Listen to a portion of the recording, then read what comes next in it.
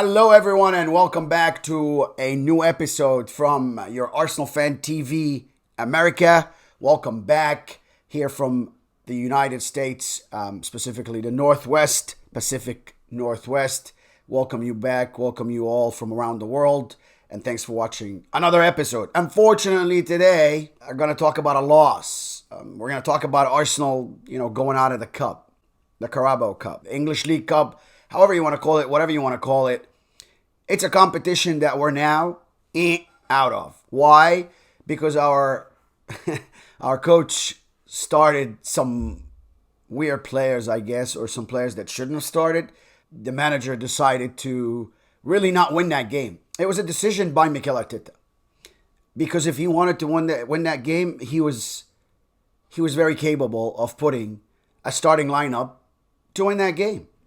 But I think it's more like he wanted to set, I have to say it. I heard it from an Arsenal fan, one of our kids that play for us in our academy. He's really young. He's 12 years old.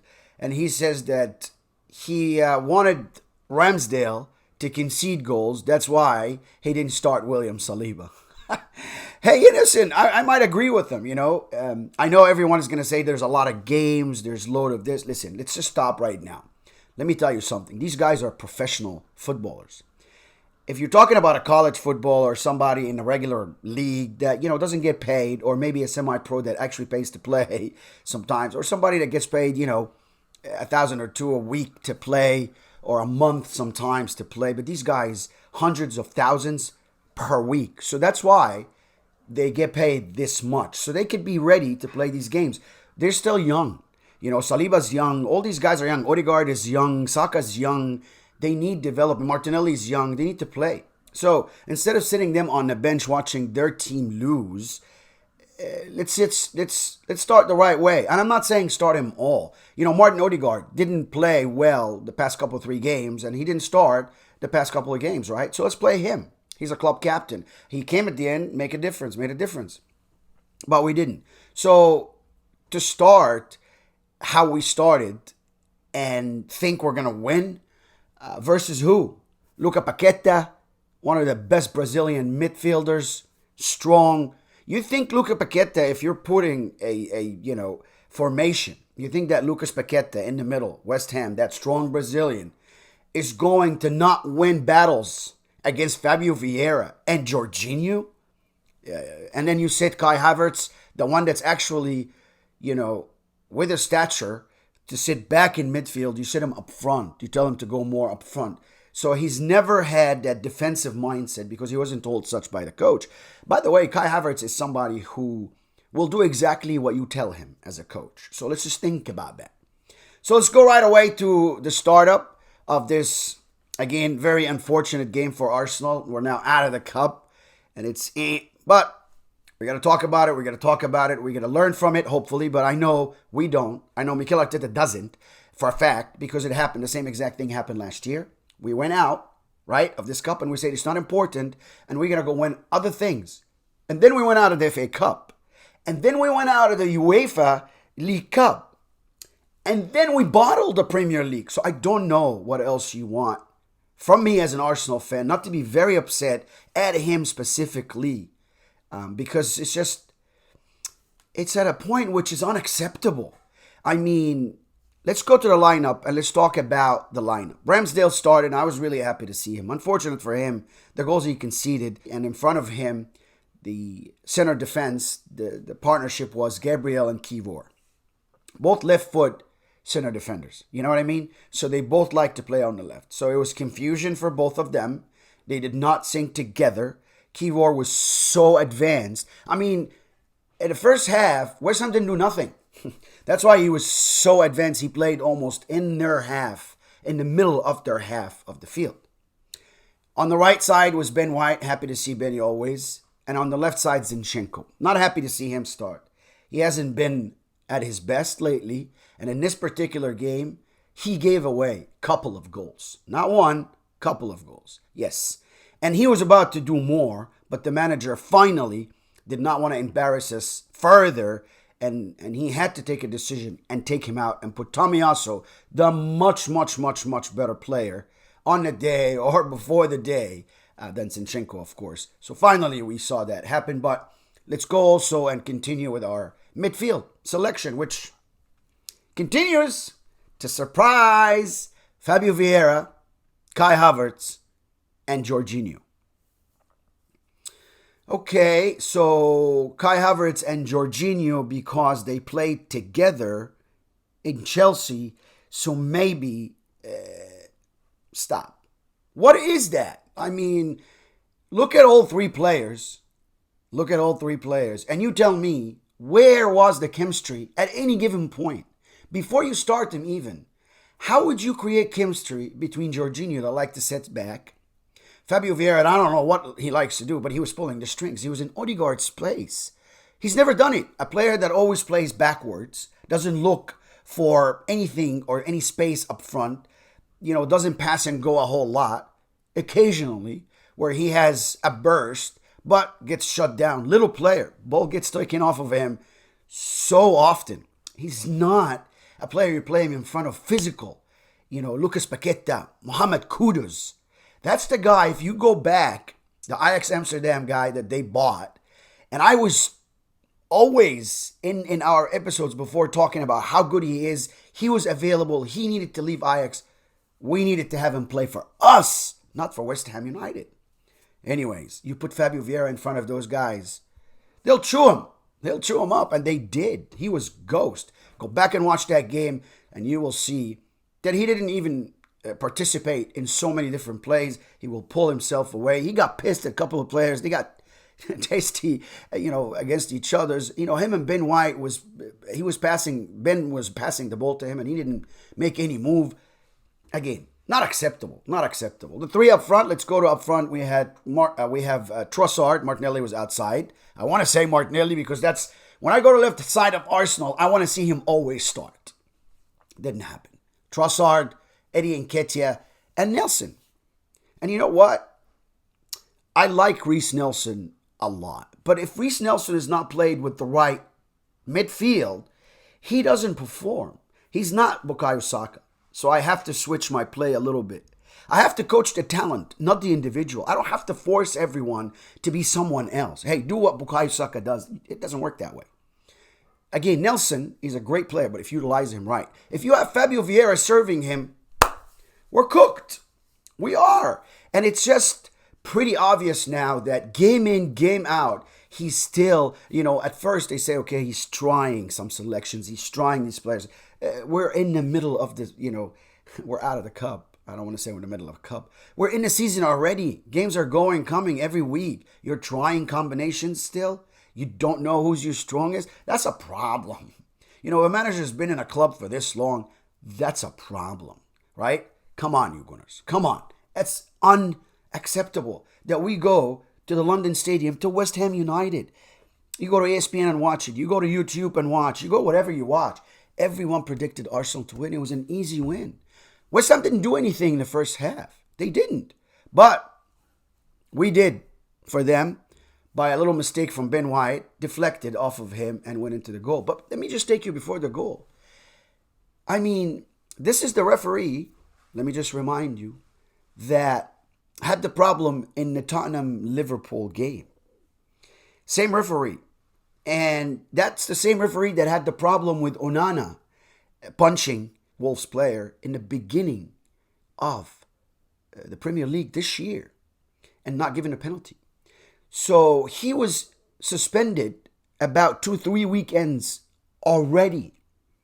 And now you reward him with a cup game and you have him come in. I mean, I don't know what to say, but it was pretty obvious that Ramsdale's shirt, his blue shirt, was pulled. And you saw his undershirt, his white shirt. And he went to talk to the referee, Ramsdale.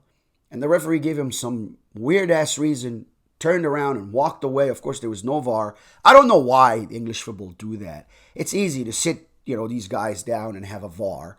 It's not that complicated, but, they have it in some competitions and some not.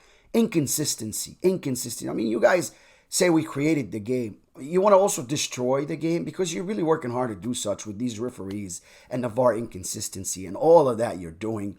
And the offside trap that was used at the World Cup, that you did not want to adapt in the Premier League season this year, and he said no to it. So I'm not sure why is the English, federation working against the beautiful game and trying to turn it uglier and uglier. I don't know why.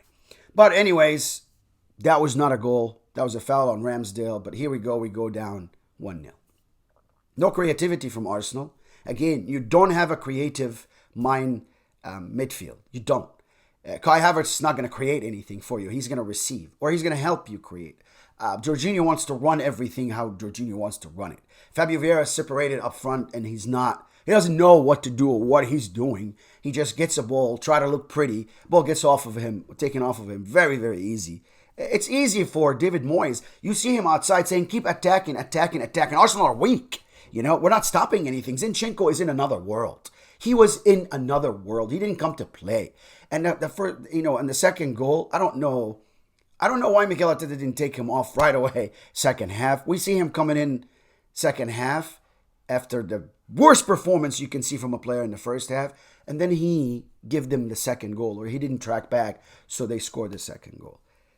I don't want to go through the game and talk about every goal, but Arsenal were down 3-0 before you know it, again because of the shambolicness.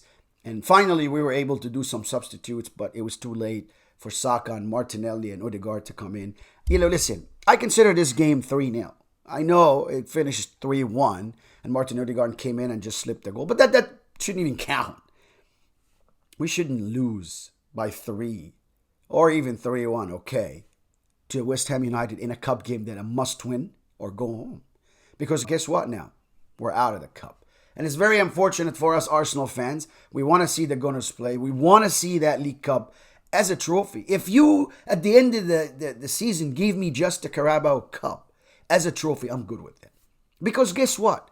Mikel Arteta is not going to win an FA Cup. He's not going to win a Champions League. And he's definitely not going to win a Premier League because we know what happened last year.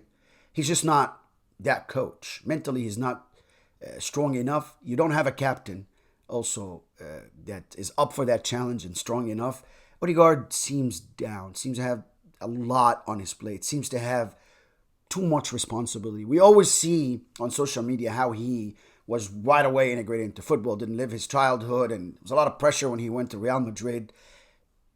They're always talking about his pressure, and I'm not sure, as good as he is as a footballer, that he handles the pressure as well. So, hey, listen, these are all, thoughts, opinions, but the end result is not great from Arsenal players, so we can now, or Arsenal coach per se, we can now really wonder, because we, as Arsenal fans, we need trophies. We don't need to get out of cups this early. If we have that good of a squad, we should not go out this early in any competition. And now you come and tell me, oh yeah, we have Champions League football, we have, Premier League football, and then we have FA Cup. So what? Man City has that every single year, and they do good. Liverpool has that every single year. Every other club has that. That should never be some sort of an excuse that we're using to defend Mikel Arteta. It's just, he's not to be defended. He's to be asked and held responsible and accountable to these bad results, right? And this inconsistency with a squad that any manager in the world would love to have. I mean, look at our noisy neighbor with a manager that's never been in the Premier League before, but the guy's, done his homework before. He worked as a manager before. He worked somewhere else before. He did his dues. And with no players in Tottenham, except for Son and whatever, I don't know. I really don't know anybody else on their team other than Son. And he's on top of the Premier League because of games we gave away. And again, I discussed the last episode. Brentford went and beat Chelsea and Chelsea. Everybody went and beat Chelsea and Chelsea. Chelsea's one of the weakest teams. They're number 12 in the Premier League. And we go there and we get a draw. Why? Because again, Mikel Arteta decided to start Jorginho in the middle and decided to play with players that he shouldn't. Declan Rice also came in that game when he saw everybody booing him or whatever. That's okay. You just left the club, went to another, and now that club comes to play you. It's a win or go home game. Hey, you have to be mentally prepared for that, right? I thought he did okay. I thought Declan Rice was okay on the day. But again, he came in way too late for Jorginho. You would think that Mikel Arteta would change Fabio Vieira, but no, he stuck with him the whole entire game. And that player has no creativity whatsoever. He has no vision. He just doesn't. He may have scored a couple of, nice left-footed goals or a penalty, but that does not make him a good player. And unfortunately, depending on him, Mikel Arteta is trying to prove a point, like he did with Willian, like he did. He just keeps repeating his mistakes. If you look at what he's doing today, and I will stay here and point that out, not like everyone else that's just trying to, chance and process. Forget the process, forget more chances. This is what's happening every single year. I don't see a change. I don't foresee a change. Why? Because again, we're doing the same exact thing and expecting different results. That's the definition of what? Insanity. Arsenal Football Club, I feel for you. I feel for me. Of course, for the neutrals, it was an okay game even for the people I asked because, again, West Ham didn't play. However, hey, listen, hopefully our next game would be a better game. Hopefully we don't go to Newcastle next because that's who we're playing. Premier League, we're playing Newcastle United. I fear this game because, Arsenal, for some reason, we go to Newcastle, and I know St. James's Park is one hell of a stadium and a lot of noise at the Newcastle Stadium, and it's very hostile for anyone visiting. And we saw what they did to PSG, Kylian Mbappe and company in the Champions League, but they also lost to Borussia Dortmund in the Champions League. However, Premier League, they're not still consistent. They lose Tonali, of course, their Italian midfielder, because of him gambling on his own games back in Italy. So the Italian Federation decided to stop him for 10, 11 months or so from playing.